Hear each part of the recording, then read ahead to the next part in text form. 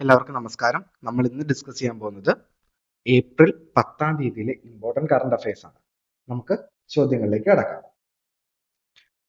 നമ്മുടെ ഒന്നാമത്തെ ചോദ്യം, ലോക ഹോമിയോപ്പതി ദിനം എന്നാണ്? ലോക ഹോമിയോപ്പതി ദിനം ഏപ്രിൽ 10-നാണ്. നമ്മുടെ രണ്ടാമത്തെ ചോദ്യം, മോണ്ടി കാർലോ ടെന്നീസ് ടൂർണമെന്റിൽ ലോക 38-ാം നമ്പർ താരമായ മാറ്റയോ അർണാൽഡിയെ തോൽപ്പിച്ച അല്ലെങ്കിൽ അട്ടിമറിച്ച ഇന്ത്യൻ താരം ആരാണ്? മോണ്ടി കാർലോ ടെന്നീസ് ടൂർണമെന്റിൽ ലോക 38-ാം നമ്പർ താരമായ മാറ്റയോ അർണാൽഡിയെ അട്ടിമറിച്ച ഇന്ത്യൻ താരം ആരാണ്? സുമിത് നാംഗലാണ്. ഓക്കെ. നമ്മുടെ അടുത്ത ചോദ്യം, IPL-ൽ 100 ക്യാച്ചുകളും 1000 റൺസും 100 വിക്കറ്റുകളും എടുക്കുന്ന ആദ്യ താരമായി മാറിയതാരാണ്? രവീന്ദ്ര ജഡേജയാണ്.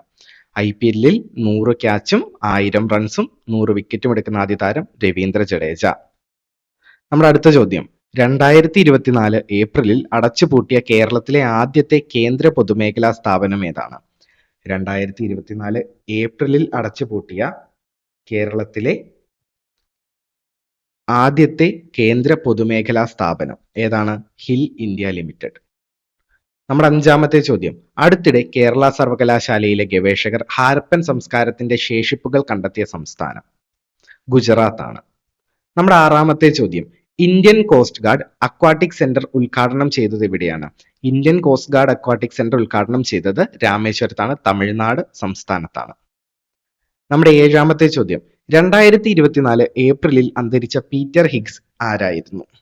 ഭൗതിക ശാസ്ത്രജ്ഞനായിരുന്നു. ദൈവകണം ഹിഗ്സ് ബേസോൺ എന്ന പുതിയ അടിസ്ഥാന കണികയുടെ അസ്തിത്വം പ്രവചിച്ച ഭൗതിക ശാസ്ത്രജ്ഞനാണ് പീറ്റർ ഹിഗ്സ്.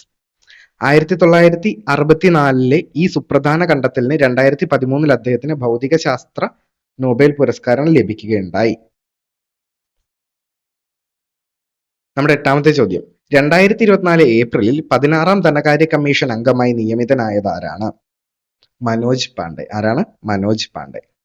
അപ്പൊ നമ്മുടെ ഈ വീഡിയോയുടെ അവസാനിക്കാണ്. ഈ വീഡിയോയുടെ നോട്ട്സ് വേണ്ടവർ റൂട്ടഡ് ആപ്പ് ഡൗൺലോഡ് ചെയ്യുക. ആപ്ലിക്കേഷനിൽ നോട്ട്സ് അവൈലബിൾ ആണ്. കൂടുതൽ ഇൻഫോർമേറ്റീവ് വീഡിയോസിനായിട്ട് നമ്മുടെ യൂട്യൂബ് ചാനൽ സബ്സ്ക്രൈബ് ചെയ്തേക്കുക. Thank you.